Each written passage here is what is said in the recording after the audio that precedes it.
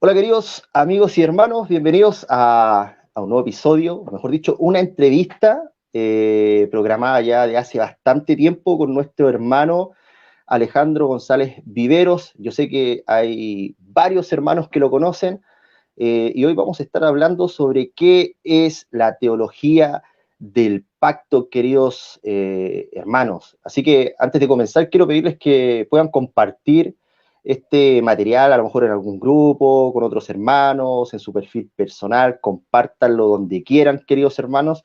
Esto va a estar muy bueno, mayormente para aquellos que a lo mejor están comenzando a estudiar teología reformada, aquellos que a lo mejor están abrazando las doctrinas de la gracia, ¿cierto? O los 5 puntos del calvinismo. Bueno, para aquellos es muy importante, creo yo, que puedan entender que los 5 puntos del calvinismo, las doctrinas de la gracia, nacen de una teología pactual. Y de esa teología pactual vamos a estar hablando hoy con mi hermano Alejandro González. Así que lo vamos a traer acá para que se pueda conectar con nosotros y pueda hablar. Hola Alejandro, ¿cómo estás? Bien, gracias a Dios, bien, todo bien. Bueno, hermanos, como estaba hablando un poquito en la presentación, porque muchos hoy en día, hermanos que a lo mejor están abrazando las doctrinas de la gracia, ¿cierto? O los 5 puntos del calvinismo, algunos de ellos no comprenden o no llegan a entender que el núcleo de todo eso es la teología del pacto. Entonces creo que hoy es muy importante que aquellos hermanos puedan a lo mejor acompañarnos y también hacer algunas preguntas con respecto a lo que vamos a hablar, ¿no crees? Así es. Sí, bueno, yo ya estuve compartiendo la entrevista en mi Facebook y bueno, luego la gente ve por ahí, pasa por mi Facebook y puede compartir cosas. Entonces, hermanos, si están viéndonos, compártanlo, se va a poner bueno la entrevista. Exacto, exacto. Bueno, Alejandro, mira, yo sé que varios te conocen, pero a lo mejor puede que a lo mejor alguien por ahí no te conozca y sería bueno que te pudieras presentar o hablar de ti un poquito. Ok, pues bueno, como ya lo dijo Pablo, pues yo soy Alejandro y ahí debe estar mi nombre la presentación, visible, Alejandro González Viveros, ese es mi nombre completo. Yo soy de México, pero pues ya de hace tiempo que conozco, por lo menos en redes, a Pablo y que llevamos teniendo comunicación desde ya algunos años, yo creo, ¿no? Entonces, pues ya de ahí yo creo también la confianza para decirme que si podíamos tener una entrevista de este tema, también debido al material que escribí. Tengo un material acerca de la Exacto. teología del pacto, se llama Introducción a la teología del pacto. Actualmente se está vendiendo por Amazon Kindle en versión digital nada más, pero estamos queriendo que pronto salga una versión física de ese mismo material. Es muy introductorio, precisamente por eso se llama Introducción a la teología del pacto, Mm. pero sirve muy bien como para que alguien empiece a adentrarse a estos temas. Pero bueno, no Exacto. hablemos de mi libro, hablemos un poquito de mí para que me conozcan. Ven, yo vivo en México, como ya lo dije. Tengo una licenciatura en teología. Eh, tengo, bueno, tengo una esposa, una hija pequeña, de 6 años. Eh, y bueno, soy presbiteriano confesional, justamente como se llama el canal. Yo también soy presbiteriano confesional, ortodoxo o cualquier otra etiqueta de esas bien bonitas que nos ponemos. Eh, y bueno, en términos generales ese soy yo. No sé si vaya a decir algo más acerca de mí para presentarme. ¿Qué sería Creo bueno que, decir? creo que hace poco creaste una fanpage, creo, ¿cierto? Creo que se Ah, llama sí, Varón sí, Reformado, ¿cierto? sí, así es. Así que para que puedan ir a aquella página y puedan seguir a mi hermano, ¿cierto? ¿Cuál es su nombre exacto? Sí, así, tal cual, varón reformado, Varón y en la Reformado. imagen aparece así con letras negras grandes, varón reformado y un tipo con barba, lentes de perfil.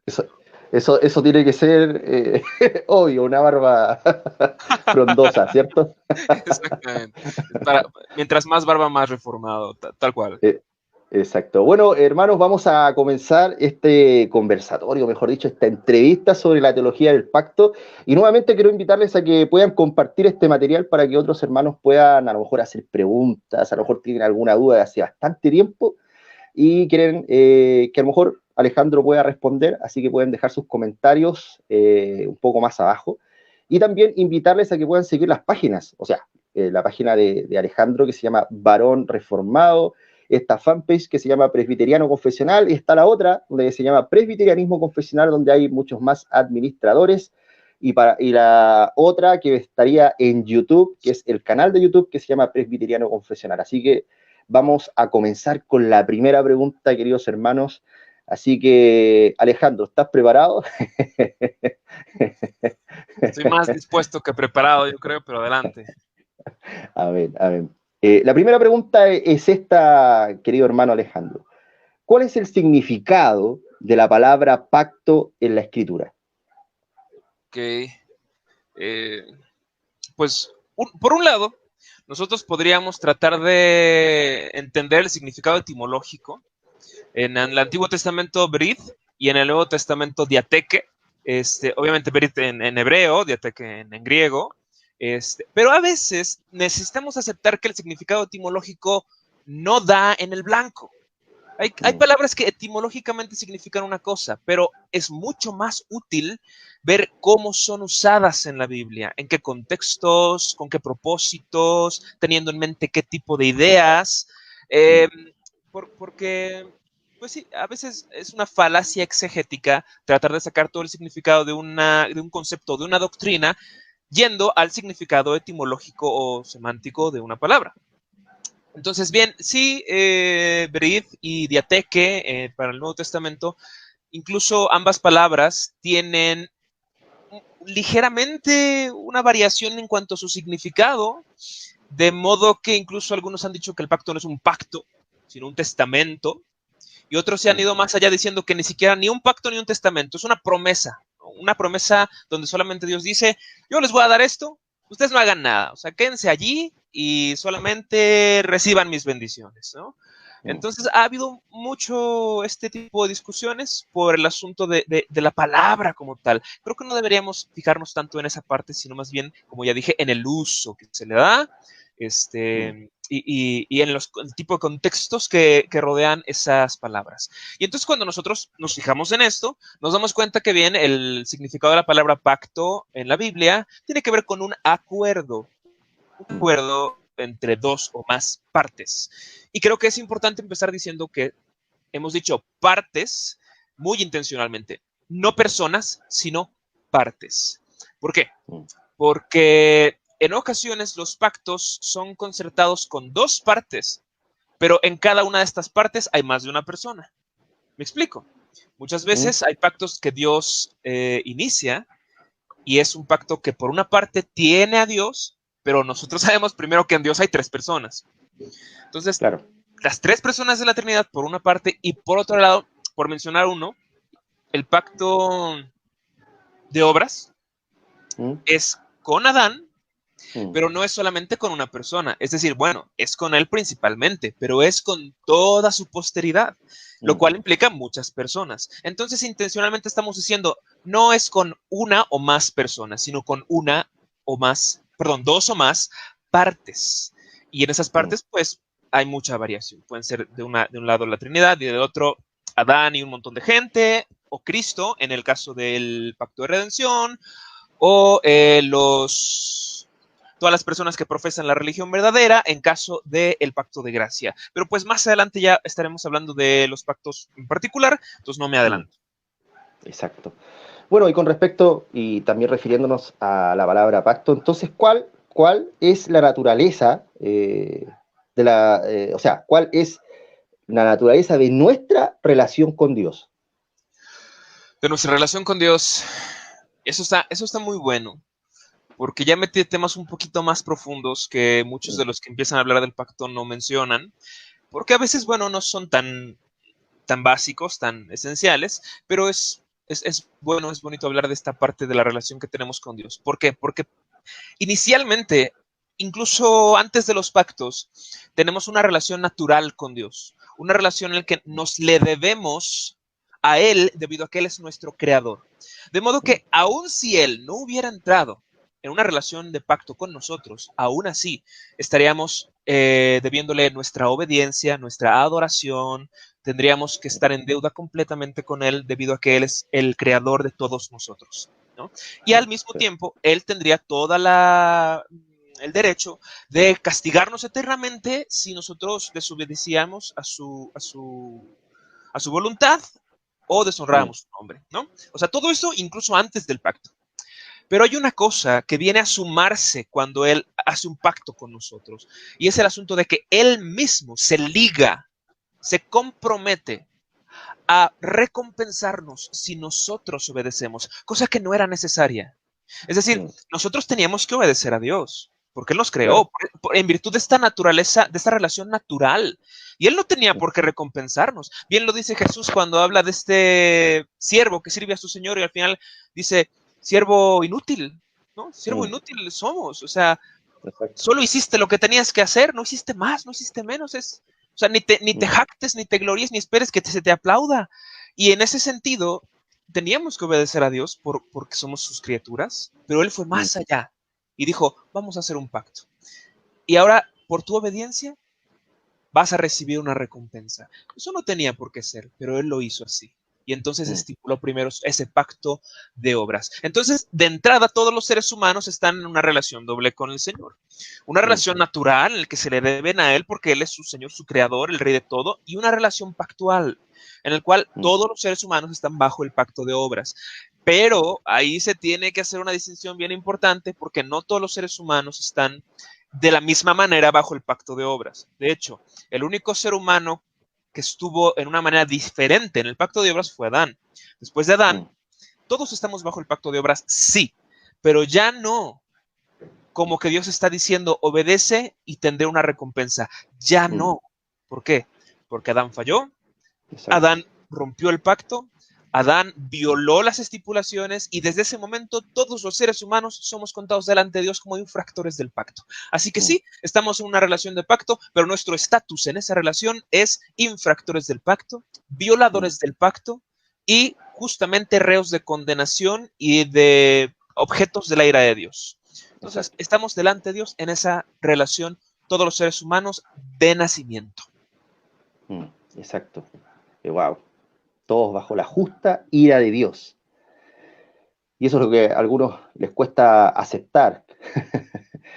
La tercera pregunta, y ya para entrar con respecto a los pactos. ¿Qué es el pacto de redención?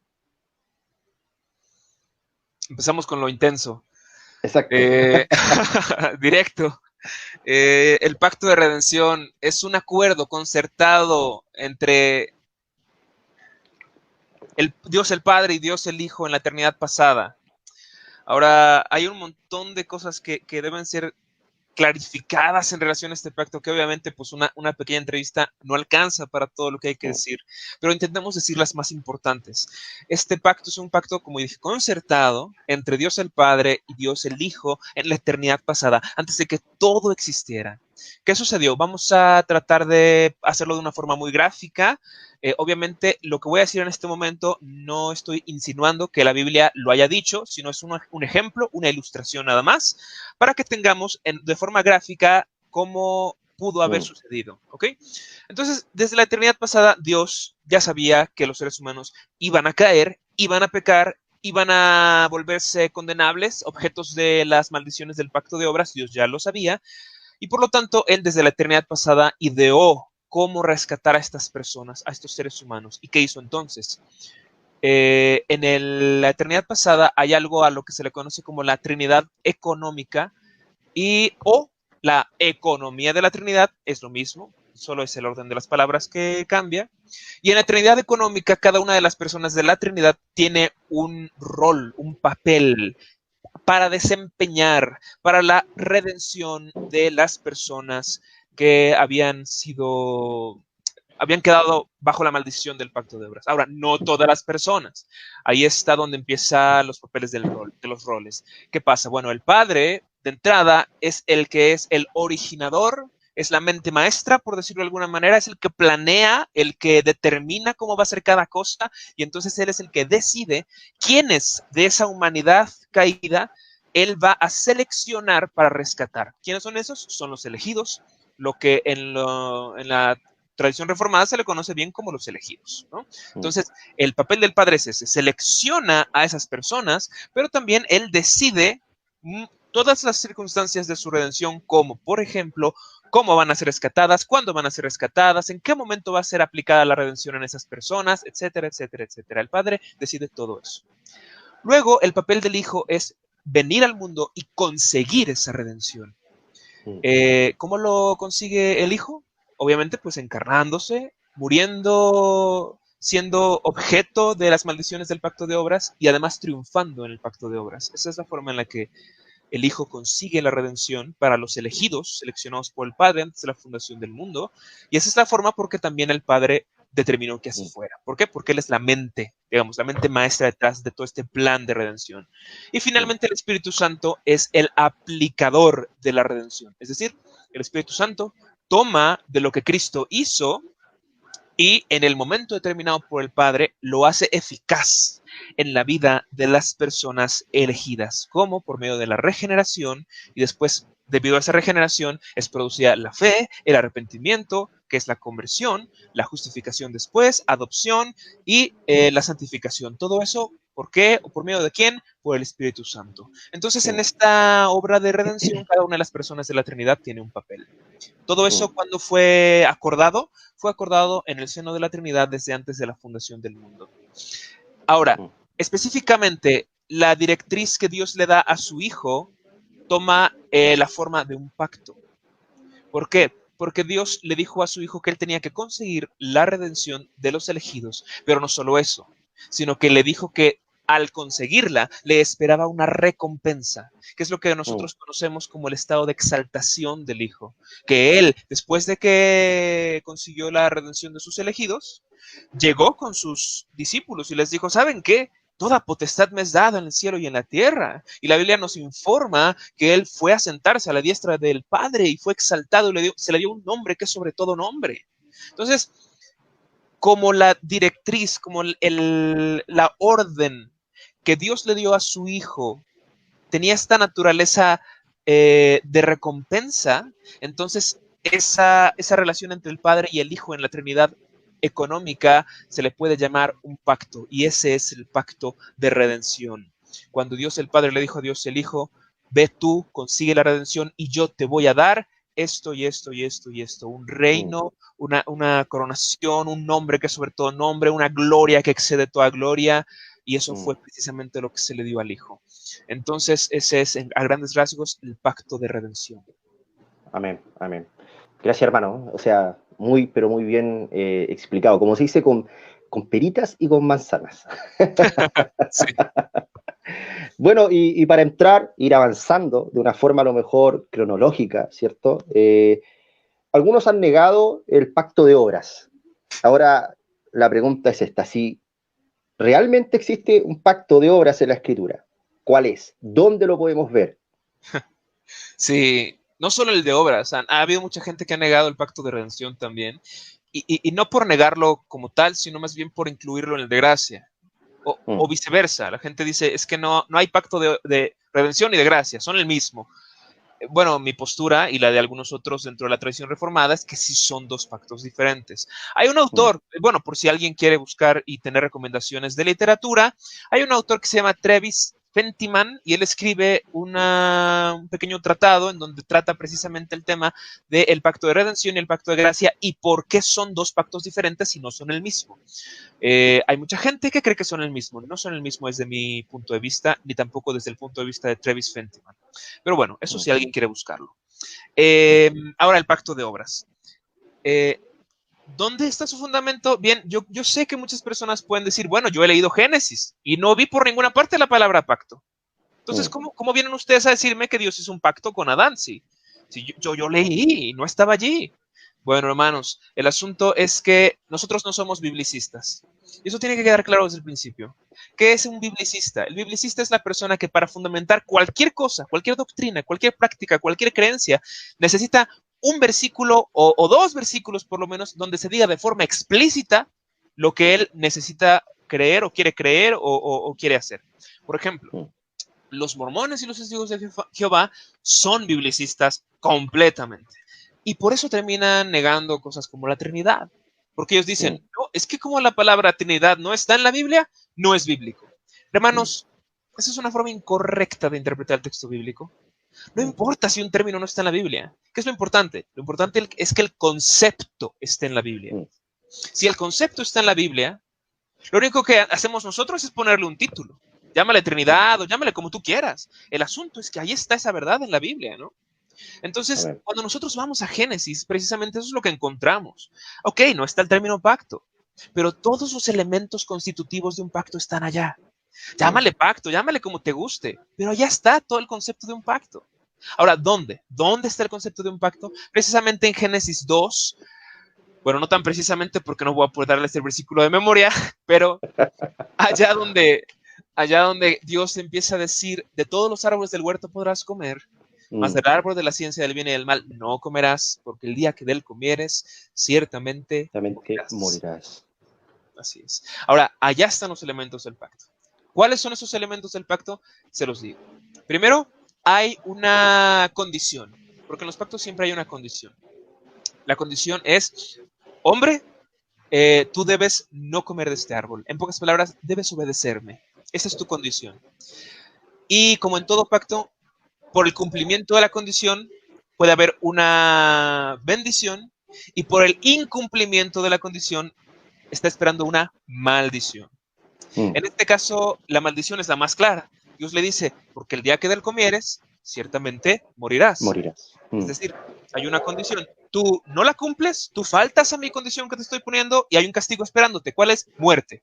Y para ser más preciso, esa muerte no era una muerte solamente espiritual, que muchas personas creen que es así, que Dios simple y sencillamente le prometió a Adán que se iba a morir espiritualmente y ya. No, la muerte prometida a Adán era una muerte total, una muerte física, espiritual, eternal, completa. ¿Por qué cuando Adán comió no murió completamente? Porque Dios aplicó una medida de misericordia en ese momento. Y entonces Dios no aplicó toda la maldición del pacto de obras con toda su rigurosidad sobre Adán. Y por eso él no murió eternamente. Pero él tenía que haber muerto eternamente en ese instante, en ese momento. Y no pasó así. ¿Por qué? También porque si hubiera sido así, no hubiera podido ser llevado a cabo el pacto de redención, que tenía que ver con pues todo el plan en el cual Dios sabía que iba a ser el plan donde él iba a recibir más gloria, mucha más gloria que si en ese momento Adán perecía eternamente. Entonces, por un lado ya está la maldición. ¿Dónde está la bendición? Bueno, la bendición está implícita. Es decir, cuando nosotros vemos que la maldición era tú comes de ese árbol y entonces te mueres, la bendición es, bueno, tú no comas y vives. Implícitamente, allá está, ¿no? O sea, es obvio. Exactamente, es obvio. Ahora, yo sé que los biblicistas van a decir, no, el texto lo tiene que decir, ¿no? O sea, tiene que decir un versículo y la bendición es esta. Hermanos, no somos biblicistas, creemos en la buena y necesaria consecuencia, creemos que la Biblia se puede interpretar por inferencias lógicas. Y como acaba de decir mi hermano Pablo, es obvio, hermanos. O sea, no comas del árbol y vivirás. Ahí está. ¿No?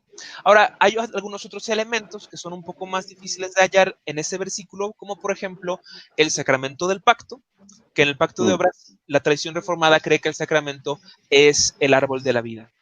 ¿Por qué? Porque la función del sacramento es señalar a las promesas del pacto. Y si la promesa del pacto era vivirás, es bastante evidente que el sacramento debe ser el árbol de la vida que señala precisamente a la vida. Entonces, allá está el sacramento. Ahora, para llegar a la conclusión ya exegética, lógica, teológica de que el árbol de la vida es el sacramento, se requiere un poquito más de argumentación y de estudio que pues esta entrevista no da para eso, pero pues hay cursos, hay libros precisamente de eso.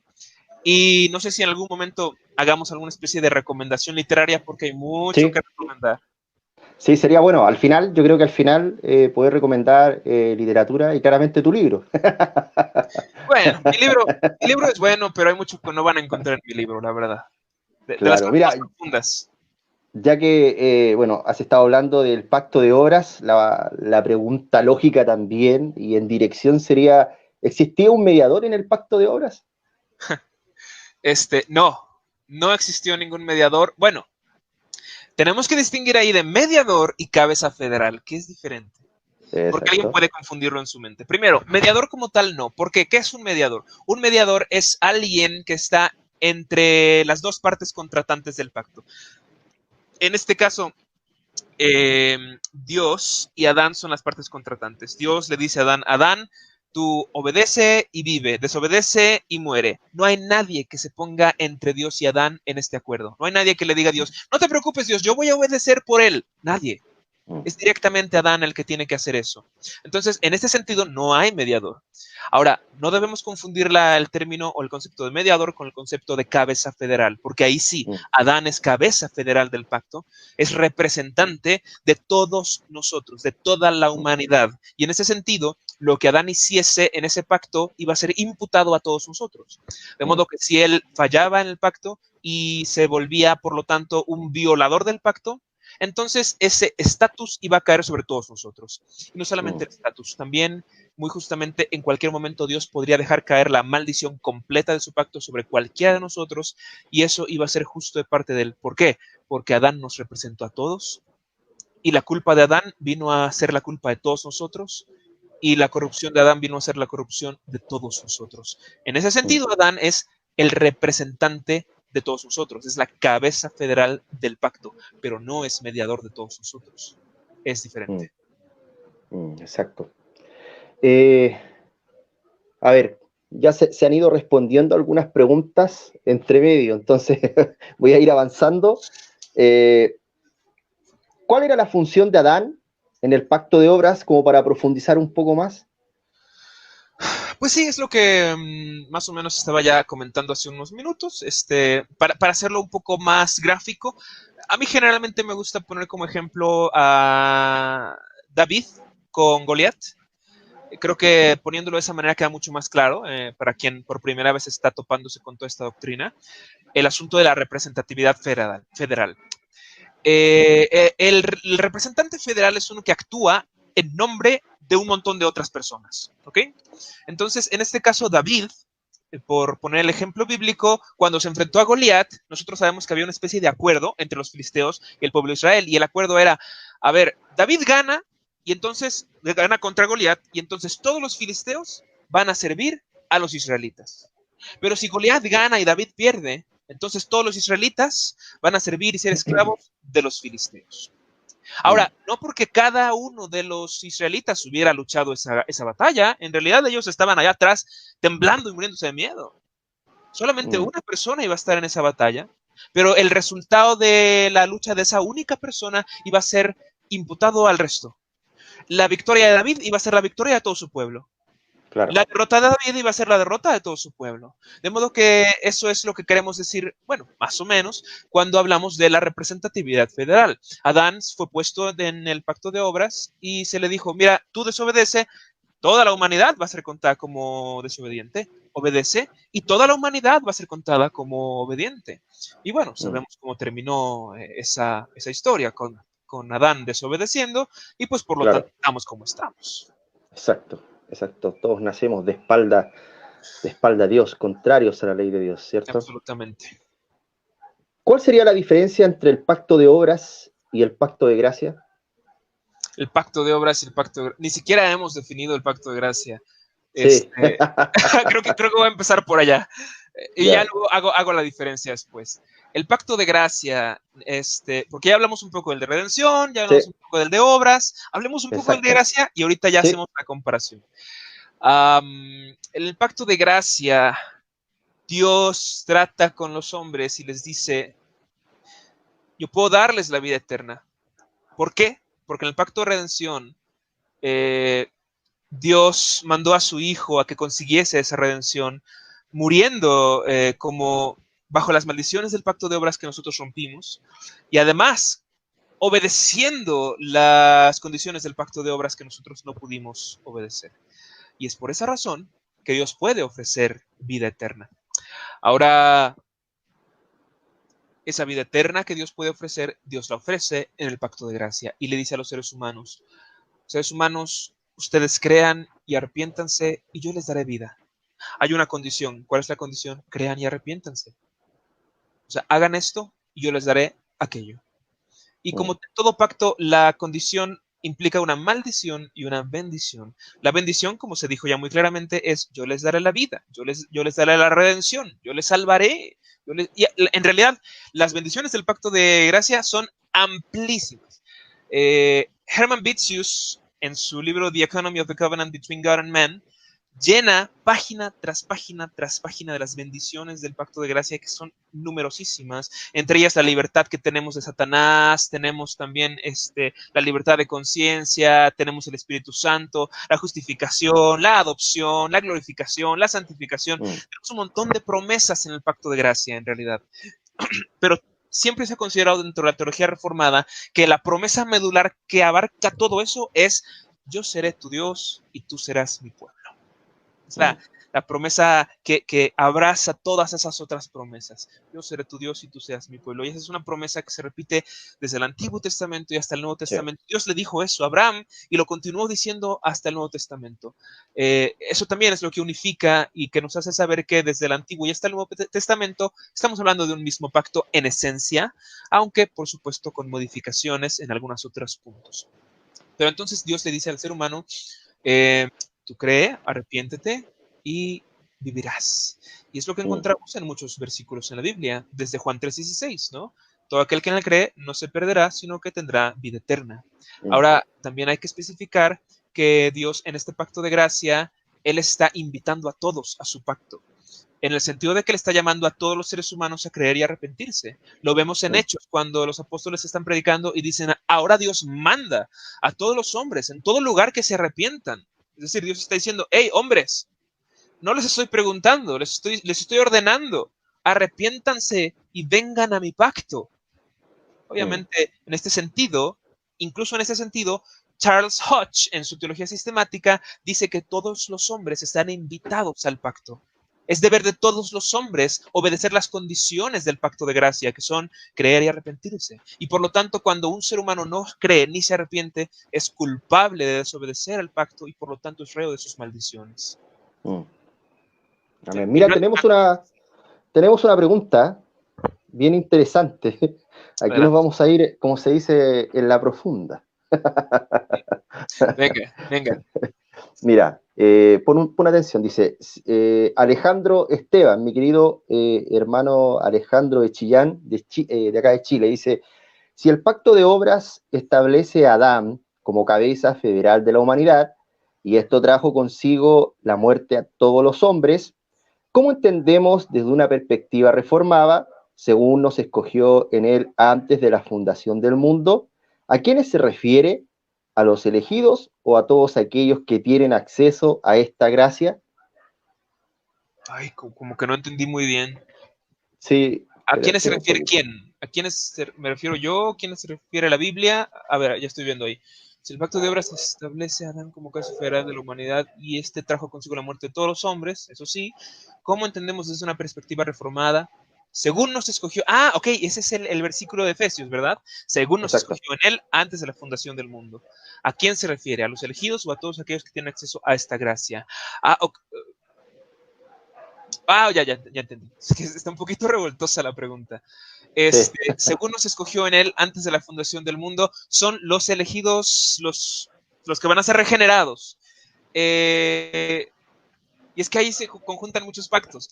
Esta frase de Efesios no tiene tanta relación con el pacto de obras. Es decir, obviamente la tiene, porque pues todos estamos bajo el pacto de obras antes de venir a Cristo.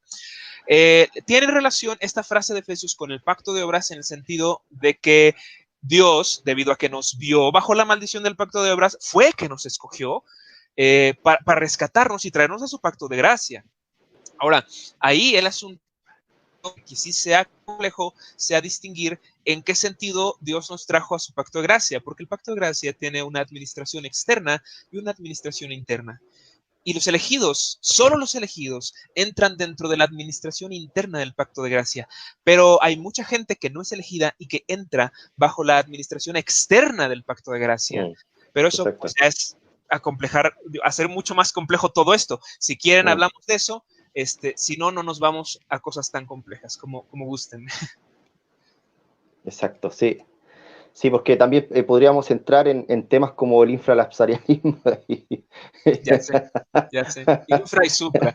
Y yo sé que esto da para Exactamente. mucho, mucho este tema, pero bueno, por lo menos nuestras confesiones así lo presentan. Mm, Dios vio, o sea, no, obviamente no usan esas palabras, infra ni supra, ¿no? No usan las mm, palabras de esa manera, pero sí dicen cosas como, Dios, habiendo visto al ser humano en su estado caído, eligió a algunos, así lo dice en los cánones de Dort, por ejemplo, ¿no? mm, Y entonces alguien dice, no, pues los cánones de Dort son infra, ¿no? Y mm. luego algunas frases de la Confesión de Fe de Westminster dicen cosas que suenan muy supra. Y Sí. entonces ahí uno dice, bueno, ¿y entonces por dónde nos vamos? Miren, hermanos, bueno, mi posición personal es que yo no soy ni infra ni supra. Yo adopto una postura de que no nos compete a nosotros saber cómo planea Dios las cosas, porque el Exacto. asunto infra y supra, la discusión es qué pensó Dios primero. Y en el asunto de qué Exacto. pensó Dios, hermanos, yo Es no sé com- qué pensó Dios. O sea, Exacto. yo no puedo entrar a la mente de Dios. Yo no puedo Mm, decirles en qué orden pensó Dios. De hecho, cuando nosotros estudiamos el atributo del conocimiento de Dios, este atributo nos enseña que Dios no piensa de forma sucesiva como nosotros. Es decir, no mm, piensa primero de A B a C. Dios piensa exactamente. todo en un instante, en un acto Mm, único. Así, entonces cuando nosotros decimos, ¿pensó primero esto o primero aquello? El asunto mm. es que la mente de Dios no funciona de esa manera. Entonces, meternos en una discusión de esta naturaleza es un tanto, no sé, creo que Sí, no nos compete. es un tanto complicada, bien complicada, diría yo. Así es, Hace años atrás estuve, años, yo creo, unos 5 años atrás estuve bien metido en esos temas, esta pero discusión. es complicado, es complicado. Pero bueno, sigamos en lo que estamos, en la teología del pacto, así que vamos a hablar un poco, te pregunté sobre el mediador del pacto de obras y tú me dijiste, no hay un mediador en el pacto de obras, es una Así cabeza federal, ¿cierto? es, eso. Ahora, en el pacto de gracia, ¿hay un mediador? ¿Quién es el mediador? En el pacto de gracia. Ok, ahí hay una serie de complejidades que también tenemos que dejar claro. En el pacto de gracia hay un mediador, sí, pero vamos a empezar por acá porque esto ciertamente es complejo y no quiero que se me malentienda, ni quiero que se piense que estoy aquí diciendo algo súper revolucionario porque no es así. Uh, Empecemos por esto. En el pacto de gracia la condición es creer y arrepentirse, porque la promesa es la vida eterna. Es decir, Dios está diciendo a los seres humanos, crean, arrepiéntanse y tendrán la vida eterna. No crean, no se arrepiéntanse, no se arrepientan y entonces, pues, condenación eterna. Así de sencillo, ¿no? Ahora, cuando nosotros hablamos de un mediador, vamos a ponerlo primero en este sentido. Una cabeza federal, eh, si Cristo en el pacto de gracia como tal es nuestra cabeza federal, entendamos cuál es la función de la cabeza federal. La función es realizar las condiciones del pacto en nombre de otros, ¿no es cierto? Esa es la Exacto, función. Entonces, exacto. si Cristo es la cabeza federal en el pacto de gracia, esto significaría que Cristo tiene que creer en Cristo y arrepentirse de sus pecados para luego imputarle eso a sus representados, cosa que no tiene ni pies ni cabeza. O sea, eso no es así. Cristo no cree en Cristo y se arrepiente de sus pecados para luego imputarnos su fe y su arrepentimiento. Eso no es así. Y en ese sentido, Cristo no es representante legal de los elegidos en el pacto de gracia. Ahora, aún así, Cristo sí aparece como representante y como mediador en el pacto de gracia. ¿Cómo? Sí aparece como representante y como mediador porque lo fue en un pacto de obras abierto para él y en él con sus elegidos representados en él, como en el caso Así de es. Adán. ¿Cómo es esto? Bueno, así como Adán fue sometido a un pacto de obras y él tenía que triunfar por todos los suyos o fallar y fallaría por todos los suyos, bueno, asimismo, Cristo fue introducido en un pacto de obras también, que para él tomó forma de un pacto de obras, y él tenía que triunfar en ese pacto de obras en representación de todos los suyos, o fallar, cosa que era imposible, y por eso ni siquiera lo contemplamos como una posibilidad. Él tenía que triunfar, lo cual lo logró. Él triunfó en el pacto de obras, y allí ahí fue nuestro representante legal, de modo que Mm, su triunfo nos es imputado. Esto es de lo que habla el apóstol Pablo en Romanos capítulo 5, cuando dice, por la obediencia de un ser humano todos fuimos constituidos pecadores, pero por la desobediencia de un ser humano, perdón, todos Desobediencia. constituidos pecadores, pero por la obediencia, la justicia de uno, todos fuimos constituidos justos. Ahora, obediencia y desobediencia, ¿en qué? ¿En dónde? Bueno, de Adán en su propio pacto de obras, el cual no triunfó, el cual falló. Y en Cristo también en su propio pacto de obras abierto para él, en el cual él sí triunfó y en él todos sus elegidos. Ahora, cuando se nos presenta el pacto de gracia, se nos presenta diciéndonos Dios puede darte la vida eterna, pero ¿por qué? En virtud de ese pacto de obras en el cual Cristo fue sometido, en el cual sí triunfó y que triunfó por nosotros y cuya justicia nos es imputada. ¿Por qué? Porque él nos estaba representando. Ahora el asunto es, bueno, Adán nos representaba y estamos vinculados a él de una forma biológica natural, porque somos hijos suyos, biológicos, fuimos representados por él. Ahora, ¿cómo funciona la representatividad con Cristo? Evidentemente no de una forma biológica, porque pues Jesús no tuvo una descendencia natural y aún si lo hubiera tenido, nosotros no seríamos descendientes de él, ¿no? O sea, no somos nada judíos ni nada, ¿no? ¿Cómo es la representación de Jesús? Bueno, quedamos unidos a él por medio de la fe. Por medio de la fe somos unidos a él y entonces lo que Cristo hizo nos es adjudicado a nosotros. Estamos en él, de acuerdo a esta doctrina hermosísima que se llama la unión con Cristo. ¿Por qué? Por la fe. Y entonces es que nosotros podemos vernos como esos pámpanos que están en la vid y que extraen de la vid todos sus beneficios. ¿Algo más iba a decir? Bueno, ya no me acuerdo. Vamos a dejarlo hasta ahí y cualquier cosa se van resolviendo las dudas aquí poco a poco. Sí, quiero pasar un poco más adelante. Espera un poquito, creo que me pasé algunas cosas. ¿Cuáles serían las señales del pacto de gracia? ¿Señales? Como los sacramentos. O sea, ¿cuáles serían exactamente los sacramentos que vemos en el Antiguo Testamento y después cómo lo vemos en el Nuevo Testamento? Ok, ya. Vamos a referirnos a ese punto en particular. Ok, sí, en el pacto de gracia. Pues vamos a pasarlo así como en ese recorrido histórico, un poquito histórico del asunto de los sacramentos. En el Antiguo Testamento estábamos todavía en el pacto de gracia. No debemos pensar, es que en el Antiguo Testamento, todo el Antiguo Testamento fue pacto de obras y todo el Nuevo es de gracia. No es así, hermanos. No es así. El pacto de obras es con Adán en el Edén. Adán falló, allá quedó y todos nos volvimos infractores del pacto de obras. Eso ahí quedó. Luego Dios primero anunció su pacto de gracia en Génesis 3:15, cuando Él empieza diciendo que la simiente tuya, y que si la serpiente, bueno, todo ese versículo que es considerado el protoevangelio. Ahí está el primer anuncio del pacto de gracia. A partir de ese momento empieza a funcionar el pacto de gracia. Entonces, eso también quisiera que quedara muy claro, porque no entender esto nos lleva a conclusiones dispensacionalistas, pensando, no, pues es que en el Antiguo Testamento la salvación era de una manera y en el Nuevo es de otra. No, hermanos. Bien lo dice el Nuevo Testamento, no hay, más bien hay un solo mediador entre Dios y los hombres, Jesucristo hombre.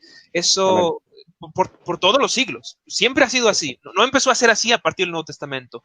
Para Adán había un solo mediador para llegar a Dios. Ese fue Cristo. Para cualquiera de los personajes del Antiguo Testamento fue de esa manera.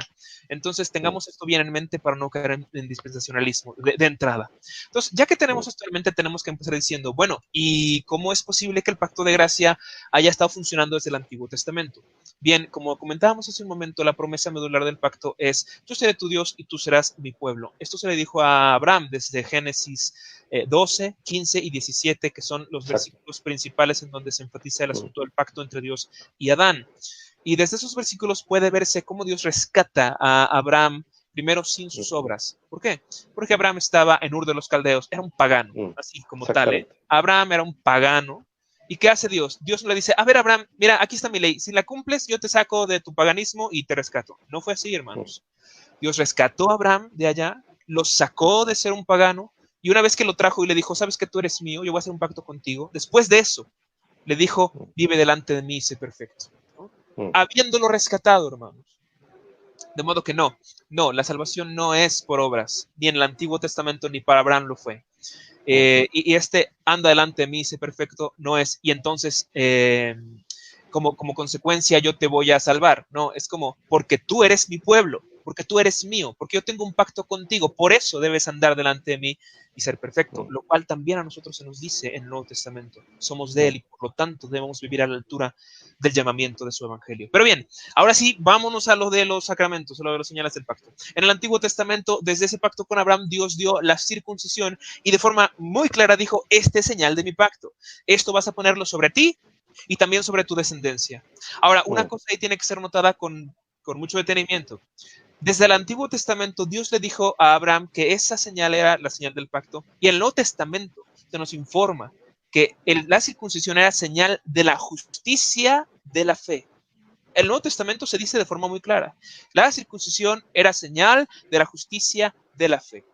Y esa circuncisión, Dios mandó que se le pusiera a los hijos de Abraham, hijos que no habían creído, hijos que no habían tenido fe, hijos que posiblemente no habían sido justificados legalmente delante de Dios en el sentido teológico del término.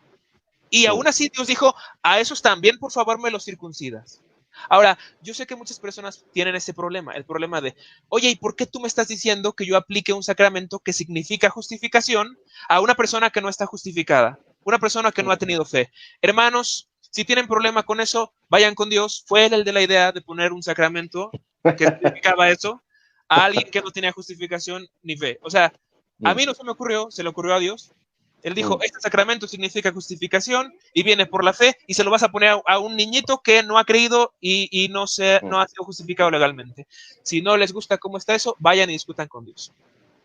Entonces, desde ese momento, Dios dice, vas a marcar como parte de mi pacto a ti y a tu descendencia, a tus hijos. Y entonces ese viene a ser el primer sacramento del pacto, la circuncisión. Más adelante es estipulada la Pascua como el otro sacramento, el otro acto, y estos dos sacramentos señalan de forma muy, muy clara a la obra de Cristo. Primero la circuncisión, como ya hemos dicho, a la justificación que evidentemente tiene una relación súper estrecha con Cristo. Y en segundo lugar, la Pascua, porque bien, bueno, un cordero muriendo, rescatar a toda la familia y su sangre siendo pintada en los dinteles de la puerta, bien, no puede ser más explícito. O sea, allá está Cristo muriendo y su sangre expiando nuestros pecados y rescatándonos de la ira que debería haber caído sobre nosotros. No puede ser más explícito.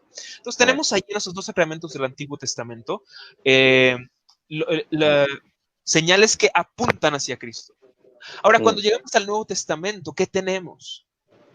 Bien, tenemos un cambio, pero un cambio no de esencia, sino solamente de forma. Y para decirlo de una forma más sencilla, vamos a decir que es un regalo que está envuelto en diferentes envolturas. El Antiguo Testamento y el Nuevo Testamento fue el mismo regalo. Es decir, la circuncisión y el bautismo internamente son lo mismo. ¿Qué cambió? Cambió en la envoltura nada más. En el Antiguo Testamento tiene una envoltura de circuncisión. En el Nuevo Testamento tiene una envoltura de bautismo. ¿Se ve diferente a nuestros ojos? Sí. ¿Internamente es distinto? No. Y con la Pascua sucedió lo mismo. Internamente es la misma cosa, solamente que ahora externamente se ve diferente. Antes pues era un cordero, había que matarlo, había que comerlo, todo esto. Ahora en el Nuevo Testamento, ¿qué es? La cena del Señor. Es pan, es vino. Por fuera se ve diferente, por dentro es la misma cosa, la misma realidad espiritual del Antiguo Testamento. Y en ese sentido, los sacramentos en el Pacto de Gracia internamente jamás han cambiado. Externamente su forma, por supuesto que ha cambiado. Exacto. Es interesante con respecto a la señal del pacto que tiene que ver la circuncisión y bueno, después el bautismo. Como dice Hobbes también en uno de esos libros, que dentro de la comunidad del pacto los hijos estaban incluidos, o sea, Dios exigía a ese hombre todo lo que tenía. También lo podemos ver más atrás también, aunque con Noé, que los que entraron en el arca fue Noé y su familia. Es algo interesante, ¿cierto? Bueno, vamos a avanzar. ¿De qué forma el pacto de gracia, querido hermano, unifica toda la Biblia? ¿Y por qué esto es importante para nuestra manera de estudiar y leer la Escritura? ¿De qué forma unifica toda la Biblia? Bueno, pues lo hemos comentado un poquito ya con todo lo que hemos dicho, pero obviamente pues se puede hacer un énfasis más particular en eso. Todos los pactos bíblicos, que nosotros aceptamos que hay varios pactos bíblicos, que si el abrahámico, noético, sinaítico, mosaico, bueno, sinaítico y mosaico son el mismo, levítico, el pacto con David, etcétera, son manifestaciones diferentes de un mismo pacto, y ese mismo pacto es el pacto de gracia, que en diferentes momentos se mostró de forma diferente, por supuesto, pero en esencia siempre fue el mismo pacto.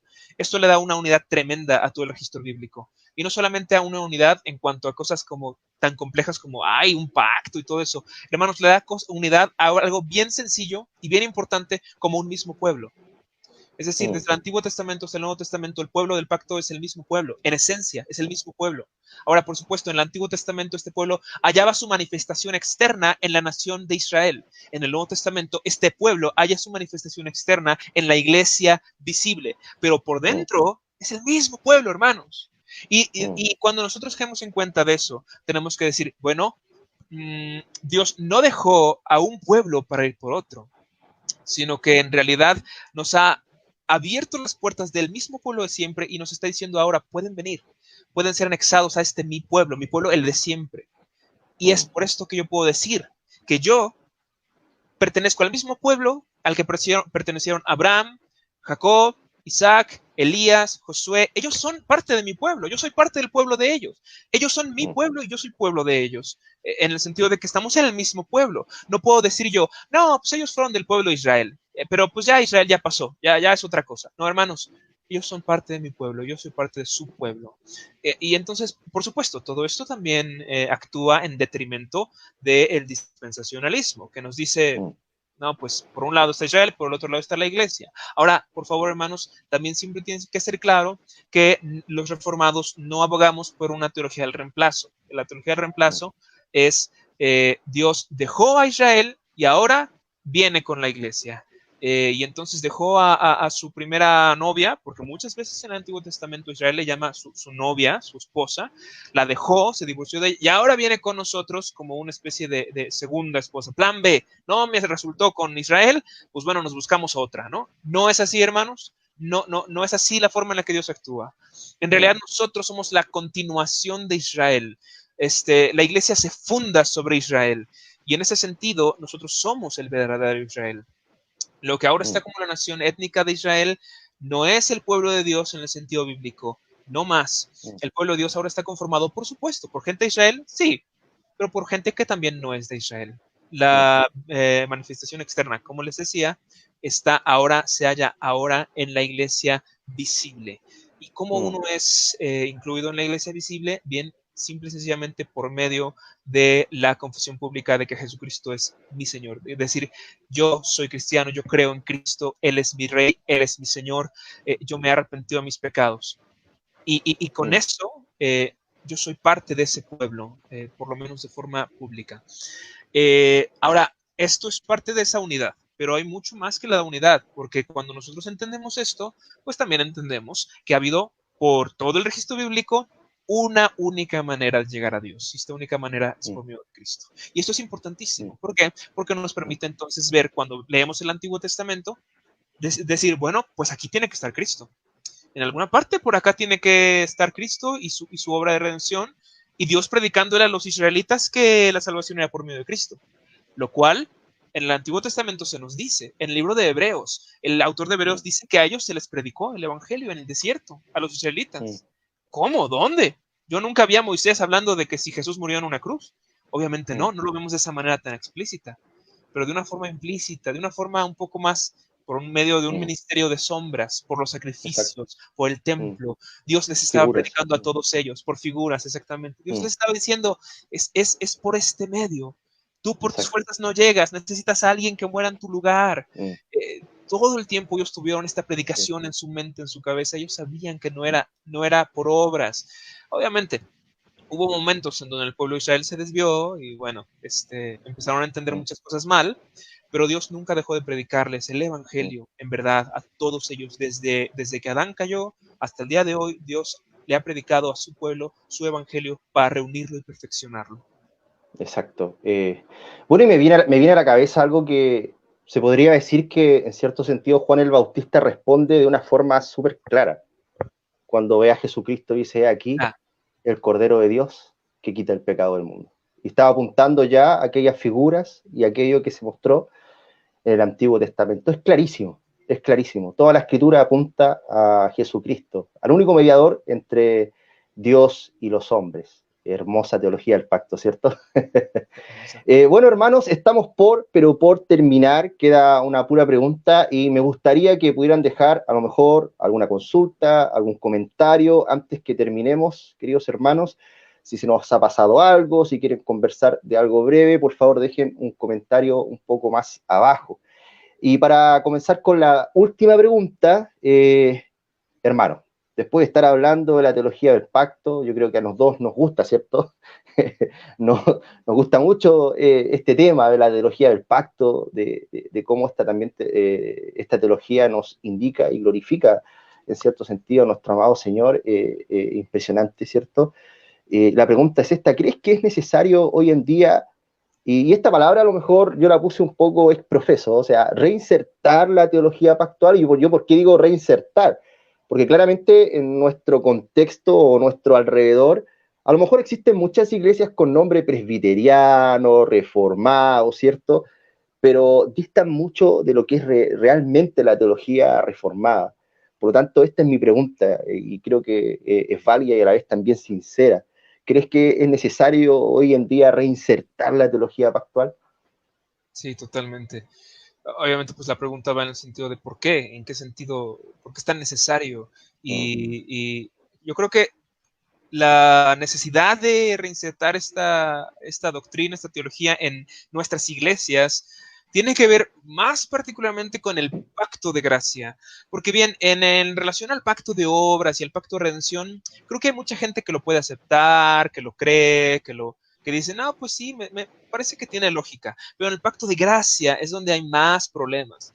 De hecho, es precisamente ahí donde tenemos problemas con los hermanos bautistas particulares. Ellos están casi en la misma línea con nosotros en cuanto al pacto de obras y el de redención, pero en el de gracia es donde tenemos muchas diferencias. Pero es precisamente una buena teología del pacto de gracia la que hace tan necesario que esta doctrina sea reinsertada en nuestras iglesias. ¿Por qué?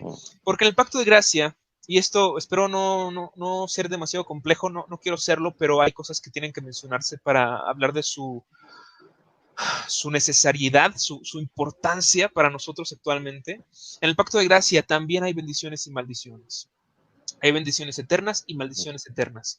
Cuando nosotros hemos creído en Cristo, las bendiciones eternas quedan aseguradas para nosotros y las maldiciones eternas quedan completamente canceladas para nosotros. Cuando nosotros creemos verdaderamente en Cristo, cuando hemos sido regenerados y con una fe verdadera nos unimos a Cristo.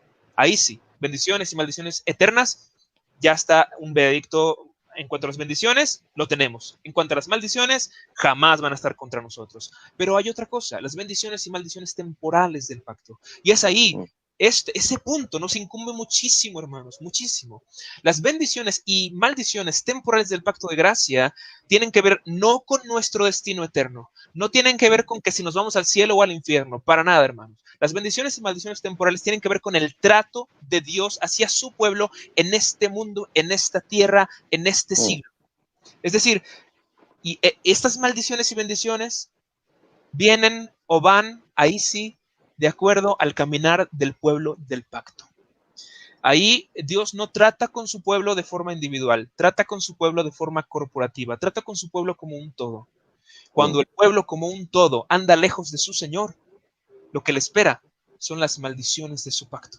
Y cuando el pueblo como un todo anda cerca de su Señor, lo que le espera son las bendiciones de su pacto. De nuevo, estas bendiciones y maldiciones no tienen que ver con vida eterna, no hacen que todo el pueblo, cada individuo sea salvo, no. ¿Qué es lo que sí consiguen estas bendiciones y maldiciones? Bien, por un lado, las maldiciones, Dios dijo en Deuteronomio, y nosotros creemos que eso no es para judíos, eso no es para hebreos, nosotros somos el verdadero pueblo de Israel. Entonces, leamos con ese entendimiento. En Deuteronomio, Dios dijo, ¿sabes qué? Cuando tú desobedezcas a mi pacto, cuando tú andes lejos de mi ley, de mi contrato que tengo contigo, yo voy a parar la lluvia, yo voy a mandar persecución contra ti, yo voy a entregarte en mano de tus enemigos, yo voy a mandar plagas y enfermedades, yo voy a hacer que tú seas la burla. Y hermanos, ¿no es eso lo que es la iglesia hoy? Exacto. ¿Qué está pasando entonces? ¿Por qué estamos así? No precisamente porque la iglesia sea fiel, leal a Dios ni a su pacto. Es por lo contrario. Hermanos, hemos estado lejos, muy lejos del Señor. en términos generales, porque yo puedo decir, yo solo como individuo puedo decir, pero Señor, si yo he sido muy leal, ok, pero las maldiciones y bendiciones no funcionan de forma individual, las bendiciones y maldiciones funcionan de forma corporativa. No importa, hermano, si tú en la intimidad de tu alcoba y con tu familia y en tu casa eres el más piadoso, hay una cosa que es muy importante y es cómo está el pueblo de Dios en términos generales. Y la manera en la que Dios está tratándonos actualmente nos dice mucho. Porque no nos está tratando en cuanto no nos está derramando sobre nosotros las bendiciones de su pacto, sino todo lo contrario. Hermanos, somos la burla de casi todo el mundo, los cristianos. ¿Quién está haciendo esto? Dios. Él nos está entregando a manos de nuestros enemigos. ¿Quién está haciendo esto? Dios. ¿Por qué? Porque andamos lejos de su pacto, ¿no? Pero asimismo, y esto es bellísimo, Dios dijo que cuando, y esto lo dice en Deuteronomio también, capítulo 31, 32, cuando las bendiciones y maldiciones hayan venido sobre ti y el Señor te haya dispersado por todos esos lugares y haya derramado todo este mal sobre ti, si allá donde tú estés te arrepientes y vuelves a tu Señor, Él te recogerá, Él te regresará. Y yo creo, hermanos, que el camino de descenso todavía le queda rato. Es decir, todavía vamos a estar descendiendo un poco más. Todavía no creo que la iglesia pronto vaya a reaccionar. No creo que la iglesia pronto vaya a regresar al pacto y a la ley de su Señor. No creo. Yo creo que todavía nos hace falta un poco más de desobediencia como pueblo en general y un poco más de las maldiciones del pacto.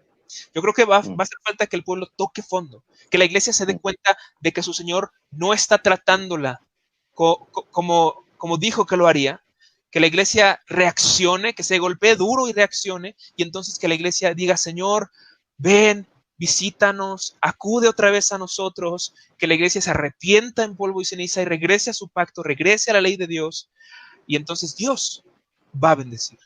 Entonces Dios va a enviar las bendiciones de su pacto, tal como lo dijo. Hermanos, Él lo ha dicho, Él lo ha prometido. Es parte del pacto que tiene con nosotros. Él ha dicho que así va a tratar a su pueblo. Y bueno, obviamente todo esto tiene que ver con mi postura escatológica. Bien, yo soy postmilenial. Entonces, yo pienso que eventualmente el pueblo, después de que llegue a tocar fondo y esté mal, muy mal, va a reaccionar, va a volver a su Señor y el Señor va a empezar a traer poco a poco este gran avivamiento, una visitación de parte de su espíritu, un mover de parte de él entre su pueblo que va a afectar no solo a los cristianos, sino a todo el mundo. Pero hermanos, yo creo que hace falta algo de tiempo para que esto pase. Así como yo veo las cosas, creo que todavía resta camino de descenso en nuestra apostasía generalizada. Pero pues aún así soy postmillennial y creo que eventualmente esto va a mejorar y Dios va a visitar a su pueblo y Dios lo ha hecho, hermanos. Digo, la reforma protestante, las cosas se veían horribles, era una decadencia espantosa antes de la reforma protestante y llega la reforma protestante y ¿qué pasa? Bueno, el pueblo se acerca a Dios y vienen tiempos de gran mover del Espíritu de Dios entre su pueblo, gente fervorosa en el Evangelio, fervorosa en la ley de Dios, en obedecerlo, y eso trae un bienestar social general a la nación donde llega este mover y este avivamiento.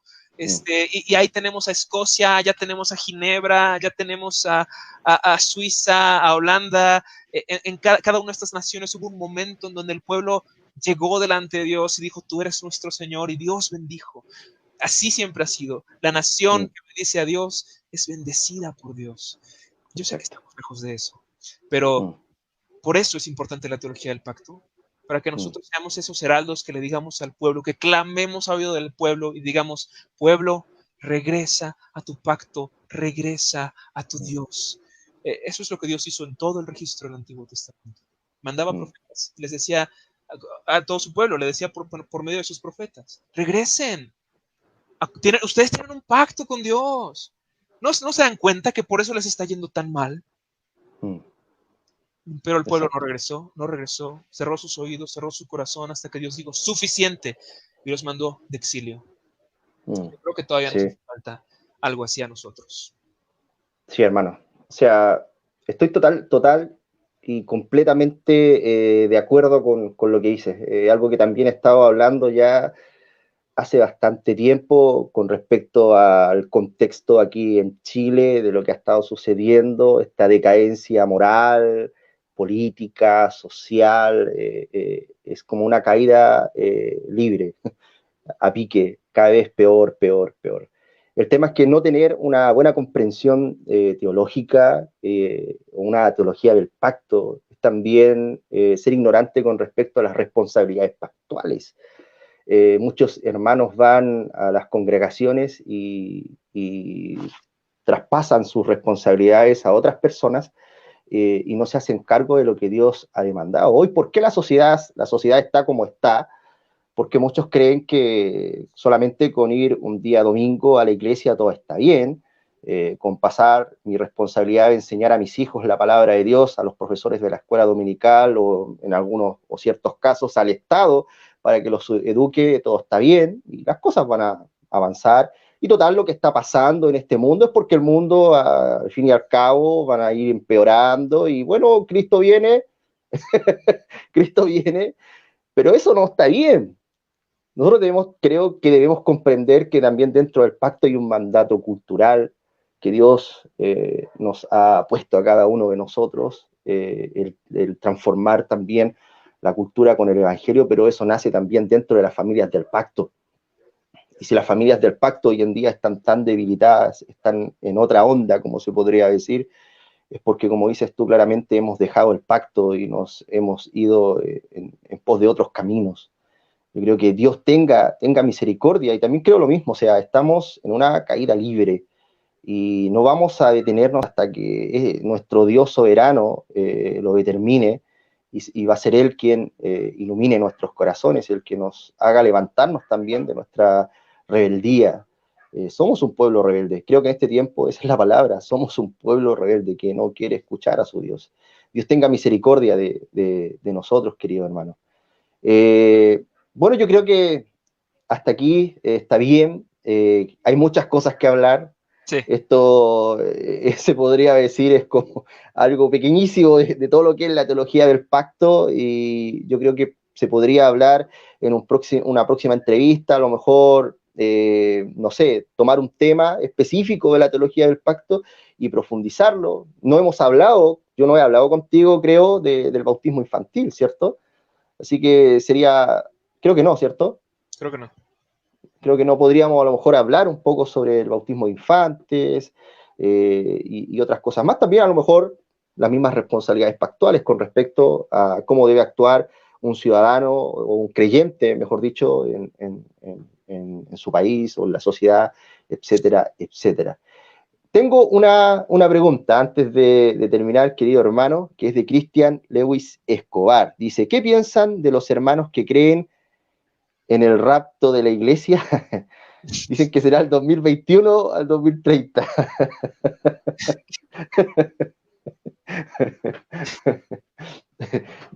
No sé si contestar eso. Ay, no sé, yo tampoco. Mira, Bueno, yo soy el entrevistador, así que tú tienes la responsabilidad de contestar. ¿qué creemos? ¿Qué creemos? Pues creemos que es una locura hollywoodense, una doctrina que a alguien se le ocurrió porque vio muchas películas de acción, o sea, y de aliens abduciendo gente, o sea, el rapto secreto y todo este asunto. No, hermanos, no creemos en ninguna cosa de rapto ni nada de eso. Eso precisamente es una cosa en la que creen mucho los dispensacionalistas. Y muchas veces en esta charla pues hemos dicho mucho que no somos dispensacionalistas, ni un poquito. Entonces, no creemos en eso para nada, hermanos. No hay tal cosa como un rapto. Bueno, por lo menos creo que yo puedo decir desde mi postura personal que mi postura es postmilenialista, lo cual cancela completamente el asunto de un rapto. La postura postmilenial es, bueno, eventualmente, justo antes de que Cristo venga, va a haber un tiempo, una temporada, donde la iglesia va a tener la predominancia y la mayor influencia mundialmente en todos los asuntos, político, social y todo esto, ¿no? Y después vendrá Cristo. visiblemente a ojos de todos, todos lo verán, toda rodilla se doblará, será el juicio final, etcétera. Entonces no hay ninguna postura que tenga relación con algo de que nos vamos a desaparecer y la ropa va a quedar aquí tirada en el suelo y ¡guam! De repente yo me quedé y el otro se fue. No hay nada de eso, hermanos. Claro. Bueno, y algunos hermanos se preguntarían, ¿qué pasa con la gran tribulación? Bueno, yo respondería, bueno, eso sucedió en el 70 después de Cristo, y lo dejamos hasta ahí para otra, Claro. para otra entrevista. Y en todo caso, si no les gusta que haya sucedido en el 70, bueno, si quieren, estamos ahorita en la gran tribulación. Esa sería la respuesta posible. Pero ya También, ponerlo sí. como una cosa futura, eso sí, de plano no. Exacto. Bueno, queridos hermanos, ha sido un placer el poder estar con ustedes, también contigo, Alejandro. Gracias por siempre estar disponible para poder conversar estos temas. Además que creo yo esto es un servicio para aquellos hermanos que a lo mejor quieren aprender, quieren comprender ciertas cosas, pero mira, se me estaba pasando algo. Antes de irnos, quiero pedirte que puedas recomendar literatura de teología del pacto en español, a lo mejor en inglés, páginas, no sé, donde a lo mejor los hermanos puedan encontrar este material tan preciado, querido hermano. Por supuesto. Permíteme aquí abrir mi Kindle para tener los libros. Bueno, Kindle, por los que no tienen, es una plataforma de Amazon. Ustedes pueden descargarlo como una aplicación para el celular o como una aplicación para la PC. La aplicación como tal es gratuita. Algunos libros cuestan, algunos otros libros son gratuitos. Y en Kindle hay buena literatura reformada. Ahora, en el asunto del pacto, ahí voy. ¿Dónde está? Pacto, aquí está. Yo les recomiendo, bueno, primero les voy a recomendar una obra que está en inglés.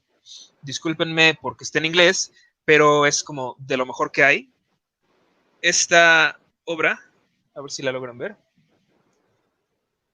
Aquí es precisamente The Economy of the Covenant Between God and Man, de este autor que se llama Hermann, está con W, Witzius, pero pues yo creo que se dice Bitzius, creo que es una cosa alemán, ya saben, en el alemán la W se dice como una B. Entonces, Hermann Bitzius en esta obra desarrolla el asunto del pacto de una forma magistral. Esto en inglés es una obra antigua, pero muy buena. Ahora, Posible traducción de DOR Publicaciones, ¿no? quisiéramos, hermano, quisiéramos, Oraremos por eso, oraremos. oraremos por eso. En el milenio que viene. Ahora, otra obra buena, es que esta no la tengo aquí en el Kindle, la tengo en PDF. Esta es gratis, la pueden encontrar en una página muy buena que se llama Monergism. Se escribe como monergismo, es la palabra monergismo, pero en inglés, monergism. Y es una obra que se llama The Covenant of Life Opened, de Samuel Rutherford. Él es un presbiteriano, entonces esta obra es eminentemente presbiteriana. Es una obra amplia en donde él habla también de la teología del pacto. The Covenant of Life Opened. Y Samuel Rutherford. Esta obra es muy buena. Bueno, pero ya, recomendemos cosas en español, porque las cosas en inglés, pues, o sea, son buenas, pero muy poca gente lee en inglés. Entonces, cosas en español. Está un libro que se llama Vínculo Sagrado, de Michael Brown, creo que ese se llama el autor. Sí. Es introductorio, no es un libro muy profundo, pero está muy bien para empezar. Sí, muy Este bueno. Yo libro es lo de leí la hace poco. excelente. Es de la editorial Faro de Gracia, Sí, que no sé si llegue hasta allá a Chile. Bueno, sí. Pablo Zuna. Sí lo pueden encontrar en la Cruzada Literatura Cristiana, creo que en ese libro, o también con mi hermano de Neuma Literatura. Paso el dato. Pero sí, lo pueden encontrar aquí en Chile. Excelente. Y bien, sigamos con las recomendaciones en español. Bueno, está mi pequeño libro, Introducción a la Teología del Pacto, que como les digo, es muy introductorio. Hay muchos temas que no se tocan con profundidad, pero que para empezar yo creo, está bien. Ahora, otra cosa en español, permítanme recomendarles, porque creo que hay algunas cosas que están gratis y son como que las que más me interesan para que las puedan conseguir de forma inmediata sin tener que estar buscando quién se los puede vender y todo eso, porque a veces eso es un rollote. Sí. Entonces, en español y gratis, ¿qué hay? ¿Qué hay? Bueno, creo que por ahí ronda un libro que se llama El Pacto de Gracia de John Murray. Creo que Sí. se puede conseguir de forma gratuita. No sé si tiene permisos. Yo he visto que no tiene como que... O sea, nadie lo está vendiendo en físico. Solo es un libro que se consigue en digital. La Entonces, bueno. página de Felire creo que lo puedes encontrar. Y ay, es que no hay nada más. Bueno, hay un texto de un tal Hay uno Juan. hay uno que se llama Pacto de Gracia, que es de William Hendrickson, que es pequeñito, que también es introductorio. Así es, de hecho creo que lo tengo por acá. Ese mismo. El Pacto de Gracia Exacto. de William Hendrickson, muy introductorio también. Hay uno que también es muy introductorio de un hermano que se llama Andrew Kuyvenhoven, que se llama Sí. Partícipes del Pacto. Igual, muy introductorio, muy sencillo, pero sirve para empezar. Ahora, páginas donde ustedes pueden leer de este tema, aunque sea en inglés. Hay una página muy buena que se llama Ruin and Redemption, de un hermano de Australia que se llama Jay Todd. El hermano Jay Todd pertenece a la OPC, la Iglesia Ortodoxa Presbiteriana en Estados Unidos. Y él tiene una página completamente dedicada a la teología del pacto, en donde él analiza pacto por pacto, analiza cómo el pacto de Moisés es el pacto de gracia, cómo podemos entender el pacto de Abraham, cómo entendemos el pacto de Noé, y lo analiza de una forma muy detenida, citando a todos los teólogos reformados. Lo malo es que está en inglés, pero el lado bueno es que como él escribe, o sea, como él es de nuestra época, escribe un inglés mucho más sencillo que si ustedes leen, por ejemplo, a Herman Vitius, que él pues ya hace cientos de años escribió, y leerlo es bien complejo. Mientras que por otro lado, leer a Jay Todd en su página Ruin and Redemption es bastante sencillo, tiene un inglés muy fácil de entender y de seguir. Entonces, esa es una buena recomendación. Hay un montón de material en la página de él, donde ustedes pueden profundizar en este tema. Aunque está en inglés, es muy recomendable. Se los recomiendo, hermanos. Y bueno, pues por ahí hay herramientas de Google Traducción que yo sé que son bien chafas a veces, pero en ocasiones ayudan, de verdad, uno puede entender algunos textos. Y en esa página todo está gratis, todos los textos del hermano están gratis. Mira, tengo una pregunta de un hermano sobre un libro. Dice, ¿qué opinan del libro El Eterno Pacto de Gracia de Dios de Herman Hancock? Yo no lo he leído. Bueno, el hermano Hancock tiene una postura rara en el asunto de los pactos. Él es de los que cree que no existe el pacto de obras, sino que el pacto de obras es parte del pacto de gracia, y hace un revoltijo de ideas y de conceptos. Yo no estoy muy de acuerdo, y de hecho él desentona de toda la tradición reformada en este punto, por lo menos de la mayoría. En la mayoría de la tradición reformada no estaría de acuerdo con las conclusiones a las que él llega. Aún así tiene cosas muy buenas, pero pues si uno quiere conocer como que la postura más general, su libro no es recomendable, porque su libro es una postura más como de él y de su propia iglesia, que son como minoritarios en la tradición reformada. Ok. Bueno, creo que también la página de Presbiterianismo Confesional en el blog, hay unos artículos tuyos sobre teología del pacto. Así que los hermanos, si quieren ir a la página Presbiterianismo Confesional, allí hay algunos artículos del hermano Alejandro. Y este video también lo voy a subir a YouTube, y ahí en YouTube voy a dejar varios links de páginas donde puedan encontrar sobre teología del pacto, queridos hermanos. Yo creo que hasta aquí está bien, querido hermano. Hay que descansar. Mañana es el día del Señor. Así que tratemos de prepararnos, ¿cierto? Dejar... Perdón, una Dígame, recomendación de literatura, porque se me escapaba una muy buena en español. dígame. La de la teología sistemática de Gerardus Voss, que viene como en una especie de formato de preguntas y respuestas. En la Sí. sección que habla del pacto es una muy buena sección. Tiene una sección entera, larga, donde habla del pacto. Es una muy buena sección. Obviamente, sus libros no son libros dedicados al tema del pacto, pero hablando de lo que existe en español, ese texto que está en su teología sistemática es muy bueno, muy recomendable. No está, ahí sí, no está a nivel básico, está un poco a nivel teólogos, pero si uno tiene nociones teológicas, sumamente recomendable esa parte de la teología sistemática de voz. Ahora sí, continúe, hermano. Bueno, y también recomendar la Confesión de Fe de Westminster, donde también habla sobre los pactos, Sí, así que también, es muy poquito lo que se dice, sí. pero Pero por supuesto, está la comentada por Williamson, que también allí, a lo mejor no es mucho, pero les puede ayudar. ayuda. Así Así que, es. queridos hermanos, les agradecemos a todos por la sintonía. En un momento tuvimos como veintitantos, así que gracias por la sintonía. Y nos vemos en una nueva entrevista. Así que, Alejandro, si quieres despedirte de los hermanos. Pues hasta luego, hermanos. Muchas gracias por estar acá. Gracias por tolerarnos un rato de toda esta reflexión. Yo sé que a veces hay cosas que son bien revoltosas, que uno así como que, ay, a ver, ¿cómo fue que dijo eso? Yo sé, porque a veces hay cosas que están así. Pero pues muchas gracias por estar acá con la disposición de prestar atención y entender un poquito más. No es fácil de entender, pero les aseguro que es bien satisfactorio y bien bonito poder entender un poco más esta doctrina y Amén. conlleva cosas prácticas muy padres, o sea, podemos glorificar a Dios de una forma muy buena con todo esto. Así es.